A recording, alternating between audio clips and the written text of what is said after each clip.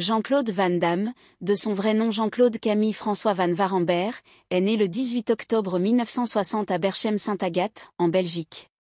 Passionné d'arts martiaux dès son plus jeune âge, il commence par le karaté à l'âge de 10 ans et obtient sa ceinture noire à 18 ans. Il pratique également le kickboxing et la musculation, ce qui lui permet de développer une condition physique impressionnante. Son rêve est de devenir une star du cinéma d'action, à l'image de Bruce Lee. Ses débuts et son arrivée à Hollywood. Dans les années 1980, Jean-Claude Van Damme décide de quitter la Belgique pour tenter sa chance aux États-Unis. Il arrive à Los Angeles avec peu d'argent et survit en exerçant divers petits métiers, comme chauffeur de taxi, videur de boîtes de nuit et même livreur de pizza. Son physique et ses compétences en arts martiaux lui permettent de se faire remarquer, mais il peine à obtenir des rôles importants. Premières apparitions et opportunités avec Bloodsport. Van Damme obtient ses premiers rôles en tant que figurant, notamment dans Brick 1984, où il apparaît brièvement en train de danser.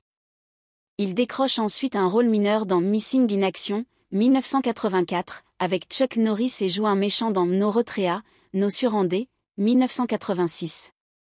Toutefois, ces films ne lui apportent pas encore la reconnaissance espérée.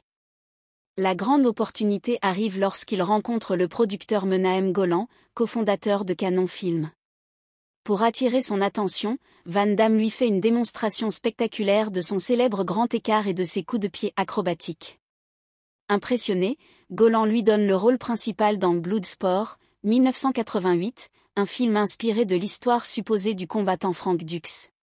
Le succès et la consécration. Sorti en 1988, Bloodsport devient un succès surprise, rapportant plus de 65 millions de dollars au box-office mondial pour un budget modeste.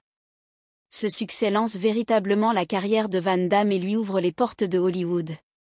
Il enchaîne ensuite avec des films d'action populaires comme Kickboxer, 1989, Double Impact, 1991, Universal Soldier, 1992, et Time Cop, 1994, consolidant son statut de star du cinéma d'action des années 90. Son parcours, marqué par la persévérance et la discipline, fait de lui une légende du cinéma d'action et un modèle pour de nombreux aspirants acteurs et combattants.